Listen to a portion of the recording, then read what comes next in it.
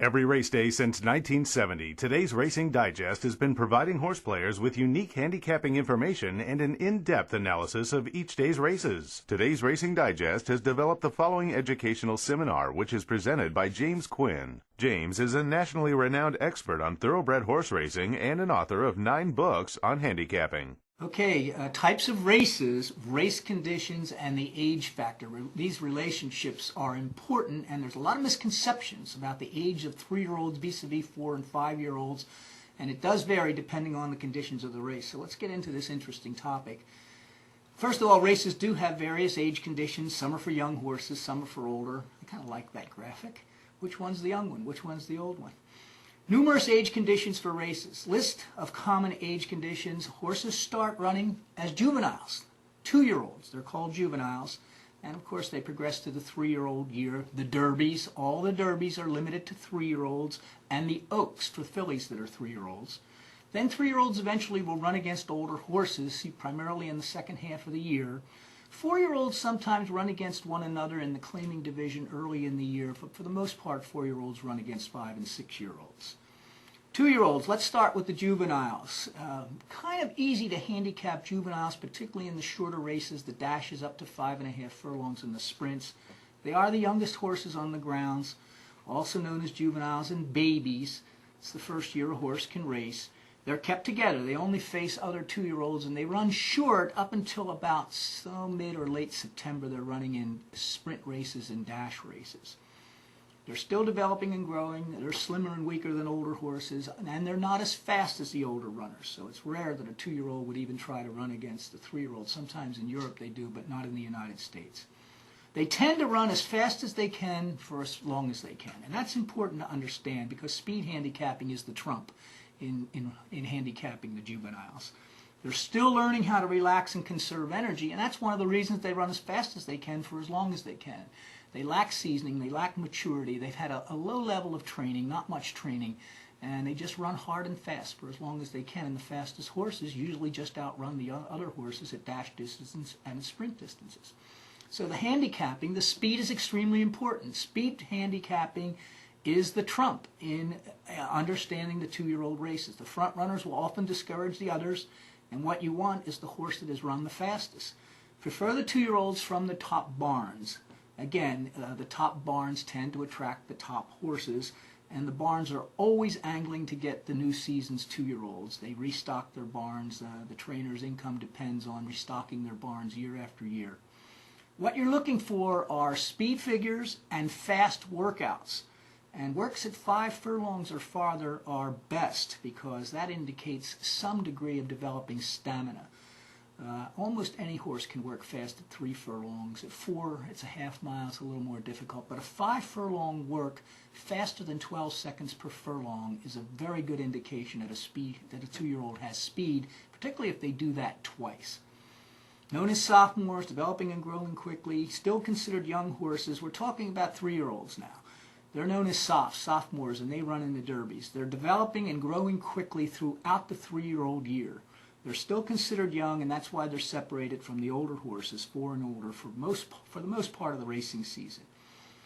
Handicapping the 3-year-olds is the opposite of handicapping the 2-year-olds. 3-year-olds are probably the most difficult age group to handicap simply because they are growing, they are maturing, the trainers change the distance, they change the running style, they change the jockeys, and the seasoning maturity can develop at any time, and all of a sudden there can be a dramatic change in their form at any time during the year. You're always looking for a dramatic positive change in their form. Tend to get good or go bad quickly. Prefer horses with improving speed figures. I really like 3-year-olds that are running faster as they're moving up in class. So their form's improving, they're winning a few low-level races, they're running against better horses, and they're running even faster because they have to. And they do respond to the challenge of the better horses. High percentage trainers and riders, 15% is good for trainers and riders of 3-year-olds. 20% would be extra added credit. And I would use kind of 11% as a low-level standard. Anything below 11% with the trainers and riders with 3-year-olds is probably bad news, and the horse just has to be the best in that situation. Handicapping the 3-year-olds. Disparity in talent between 3-year-old allowance and claiming races. Boy, let me make this point because I have a hard time beating 3-year-old claiming races. Those horses tend to be unreliable and inconsistent. They don't run back to their best races, but the allowance horses are the good ones, and they tend to run, with some exceptions. You can always, because the 3-year-olds are young, they occasionally will throw in a bad race, but the better ones tend to be far more consistent than the claiming horses. For that reason, in 3-year-old claiming races, 3-year-olds dropping from any kind of performance that's good in an allowance race, early speed, a mid-race move, even effort, beat half the field, dropping from an allowance race into a claiming race limited to 3-year-olds, I think that's the best play in 3-year-old claiming races. Eventually the 3-year-olds will face the older horses. It starts in late spring. They'll face them in claiming races, they'll face them in the non-winners allowance races, and occasionally they'll face them in stakes races. They have the advantage in some races, and they have the disadvantage in other races, and it's very important for you to understand when they're at advantage and when they're not. They're at advantage, not many races where 3-year-olds hold the upper hand, so get that firmly in your mind. But in low-level allowance races, older horses usually have lost many times at the level. We talked about that in some of the other modules. When that's the case, prefer the younger horses. Always like a lightly raced 3-year-olds under non-winners once allowance conditions, non-winners twice allowance conditions.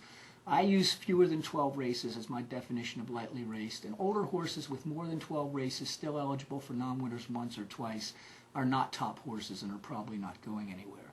Disadvantage when 3-year-olds. 3-year-olds are in trouble versus older horses in stakes races and in claiming races.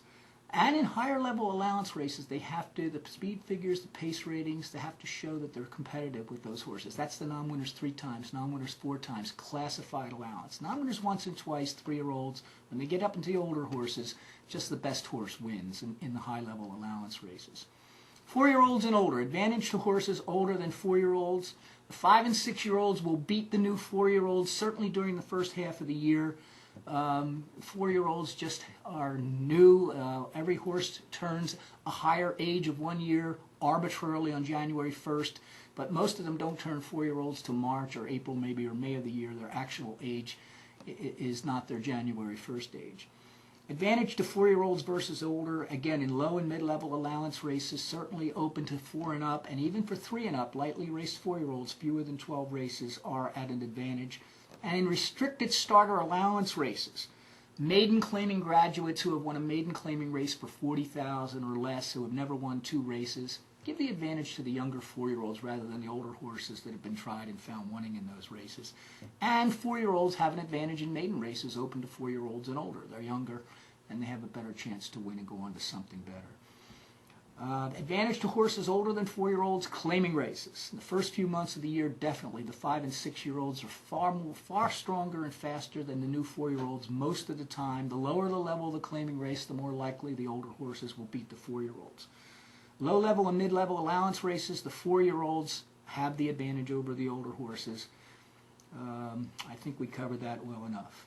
Age matters, so keep in mind speed for 2-year-olds, developing 3-year-olds, growing, developing, dramatic improvement at any time during the year with 3-year-olds, accepted at face value. Expect them to continue, though, to show that kind of performance. If they regress, that becomes a tougher situation. 3-year-olds are tough. Overmatch versus older. Claimers the 3-year-olds, but can beat older in low-level allowance races. We've repeated that many times, but it's important because a lot of handicappers believe the older horses have the advantage. 4-year-olds are advantage versus older in the low-level allowance races, and in the maiden races, 4-year-olds are disadvantaged versus the older in the early season claiming races. So there's a good primer on the age factor. You get it straight in your mind, and you won't get confused with 3 and up versus 4 and up, and good luck.